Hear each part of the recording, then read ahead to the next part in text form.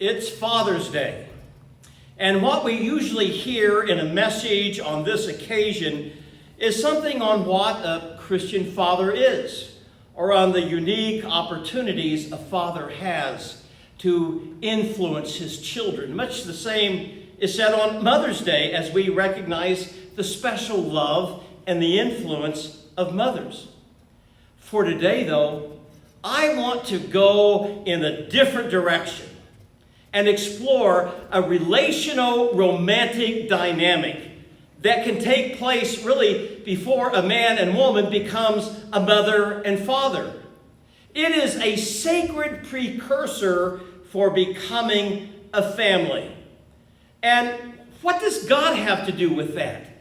Well, the answer to that question is in a book of the Bible that is seldom read in public worship. It's the Old Testament book called the Song of Songs, also known as the Song of Solomon.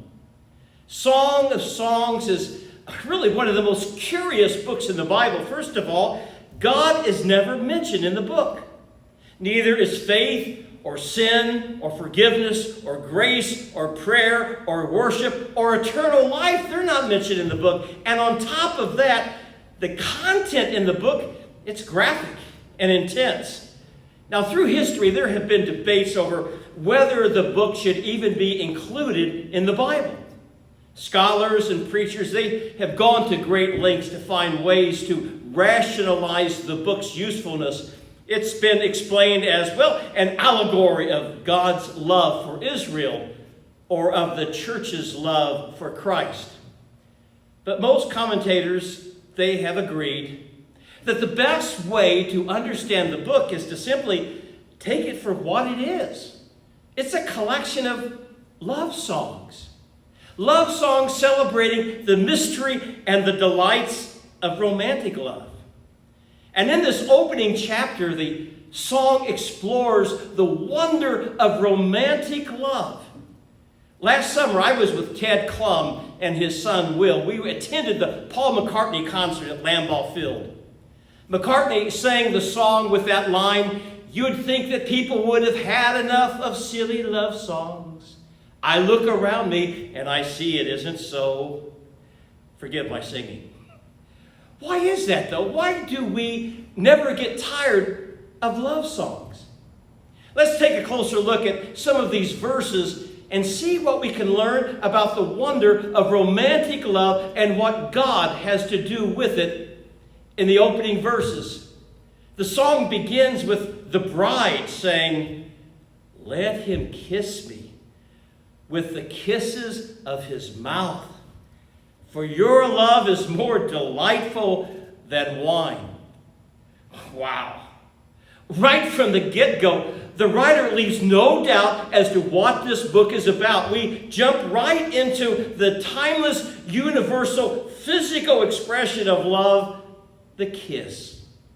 "Kiss me," the bride is saying. "Lay one on me." Well, the song is telling us that one of the reasons of love that is so wonderful is that it really can be that source of pleasure through the kiss. Do you remember when you discovered kissing? For years as a little kid, you couldn't imagine ever wanting to kiss anyone on the lips. And when you saw someone kiss on TV, you'd close your eyes and you'd say, "Ooh." But then suddenly, one day, the thought of kissing a boy and girl didn't really seem all that awful. In fact, it seemed kind of exciting, and you felt a strange rush through your body just thinking about kissing someone. And when you finally did kiss someone you really cared about, it felt like one of the most wonderful things you've ever done in your life. Chances are you didn't want to stop. And when you did stop, you began thinking about when you would get to do that again. The Song of Psalms continues. The bride continues in verse 3. And she says, "Pleasing is the fragrance of your perfumes. Your name is like perfume poured out." What happens when you take a vial of perfume and you pour it out? Instantly, the room fills with the fragrance. It's the only thing you can smell. And that's what happens every time she thinks of her lover's name. He captures her imagination. He's the only thing that she can think about. Now, do you remember, probably you were a kid sitting in class daydreaming about some boy or girl, you're a youngster, a boy or girl you liked, and you're writing their name in your notebook over and over again, kind of like Bobby and Sally, true love forever. And then suddenly you realize as you're writing those names in your book, the teacher's calling on you, and you're sitting there with this kind of silly grin on your face. Continuing now with verse 4, it says, "Take me away with you. Let us hurry. The king has brought me into his chambers." Well, the fact that she refers to him as the king really doesn't necessarily mean that he was a real king or that it was Solomon in particular she was thinking of. It was really common in ancient literature to use royal terms in love poetry and wedding ceremonies. And so here she fantasizes about running away with the one she loves, of having him all to herself. Remember that old Beach Boys song? Wouldn't it be nice? Wouldn't it be nice if we were older? Then we wouldn't have to wait so long after having spent the day together, hold each other close the whole night through. Wouldn't it be nice? Sorry for the singing again. She is singing the same song that the Beach Boys sang. I wonder if Brian Wilson of the Beach Boys got his inspiration to write this from Song of Songs. And then that chorus kicks in. We rejoice and delight in you. We will praise your love more than wine. Those two words, rejoice and delight. Those are words that's used throughout the Old Testament to describe worship. Love is so wonderful that when we see it or experience it, we praise it. I was driving through the Pewaukee lakefront the other day and saw this couple walking towards me on the sidewalk. It was an older couple. They were walking slowly. He was bent down a little bit, and she was shuffling along. They were holding hands, and it made me smile. I was happy for them. And I got to think, I want to be holding my wife's hand on a summer's night when I'm 90 or 95 years old. And then in the next verses, we discover that love releases our God-given beauty and potential. The bride speaks again in verse 6. She says, "Do not stare at me because I am dark. Because I am darkened by the sun. My mother's sons were angry with me and made me take care of the vineyards. My own vineyard I have neglected." Now, we know there were no tanning salons in the ancient world. The people who were tanned, they worked in the fields. They were laborers. And it seems that this young woman, she is really self-conscious about her appearance. She has doubts about her appearance. But there's something else that is going on here. This woman is stuck at home. Her brothers make her work in the fields. She did what her family told her to do. They wanted to get as much work out of her as possible while she was still at home. So really, this is actually kind of a Cinderella story, but with mean brothers instead of mean stepsisters. This woman longs to be free. Free from that repressive environment. She wants to be rescued by a lover who will take her away and allow her to become a woman. It's a coming-of-age story.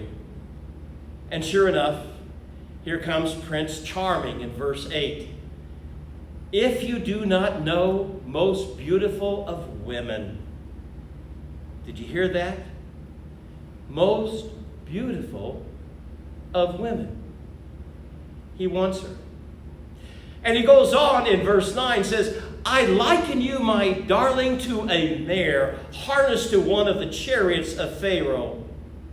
Now, how's that for a pickup line, guys? You've got to remember that this is poetry, though, in ancient poetry. Apparently, a horse was the most magnificent creature he could think of at the moment. And of all horses, Egyptian horses were the most magnificent. And of all the Egyptian horses, Pharaoh's would have been the very most magnificent. Now guys, on Father's Day especially, I wouldn't advise trying this at home, but apparently it worked for this couple. Suddenly, she can see herself sitting at his banquet table, freed from the constraints of her life at home. Love will rescue her, free her to become the person she longs to be. It's kind of like Beauty and the Beast. It's like Shrek and Fiona. And when you love someone, and when you are loved in return, it really brings out of you things you didn't know were there. You're free to be your true self, your best self. A cheapskate is suddenly a big spender. A selfish person becomes thoughtful and considerate. A quiet person opens up and courage surfaces. That's the power, the wonder of love inspired and created by God. It releases our beauty and it releases our potential. Love points us towards marriage. And that is where the love song gets kind of smoochy-woochy here. The bride and the groom, they get this love bantering going on between them. It's almost embarrassing to listen to it. But he says, how beautiful you are, my darling. Oh, how beautiful. Your eyes are like doves. Eyes like doves, that's even better than the horse line. And she responds, how handsome are you? My lover, oh, how charming is our bed. Then she goes on, I'm a rose of Sharon, a lily of the valleys. And again, we see this transformation taking place as she accepts the fact that he finds her beautiful. She sees herself as a beautiful flower, but really a rose or a lily. But notice that she sees herself as just one among many flowers. Now, Sharon was a coastal plain of Judea, where flowers were abundant. And she sees a valley full of lilies, and she is just one of them. There are many women out there to choose from, she suggests. But he responds, like a lily among thorns is my darling among the maidens. You hear what he's saying? He's saying, you, my darling. You are not only the most beautiful of the flowers, you are so beautiful. All of the other flowers, they're like thorns in comparison. Now that's a nice comeback, buddy. You're the one, he says. The only one. You're mine, my darling. He uses that expression, you're mine, my darling, 9 times in that psalm. It's a word that expresses care and protection as well as desire. And that's where this relationship is headed. To marriage. To that most intimate and exclusive of all human relationships. Their love is special. It can't be shared with anyone else. It can't be spread thinly in a series of relationships. It must be protected. It must be allowed to flourish.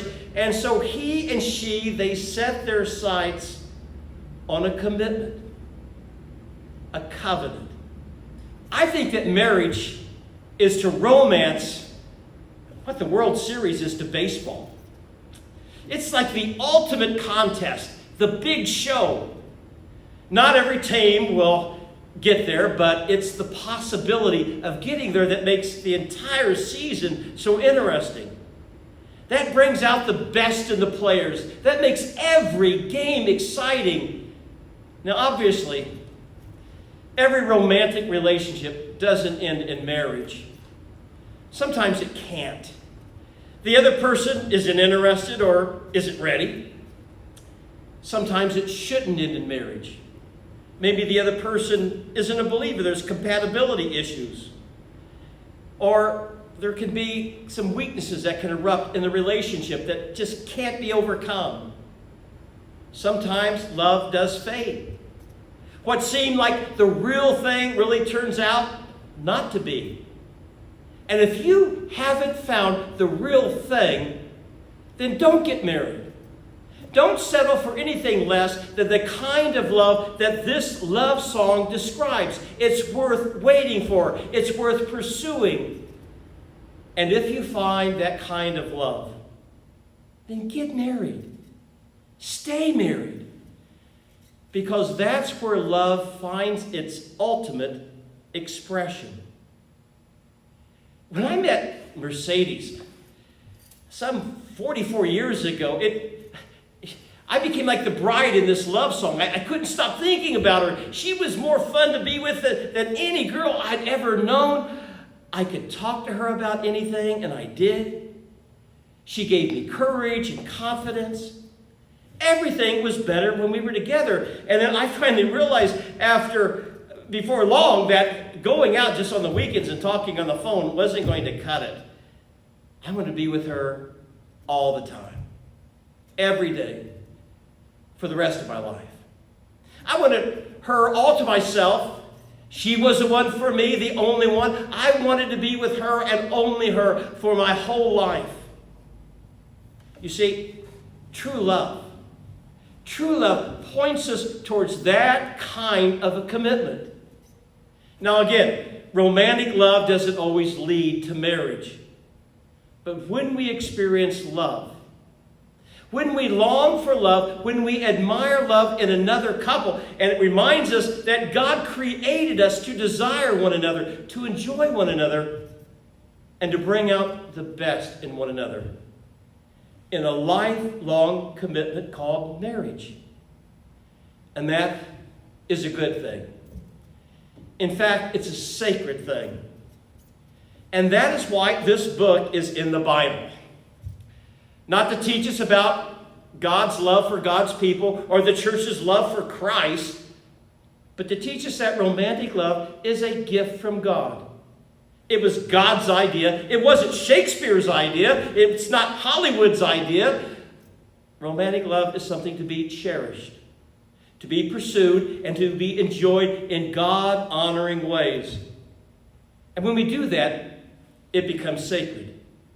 A means by which God meets us and blesses us and develops us into the men and women that God created us to be, and leads us into the relationship that God has ordained for us.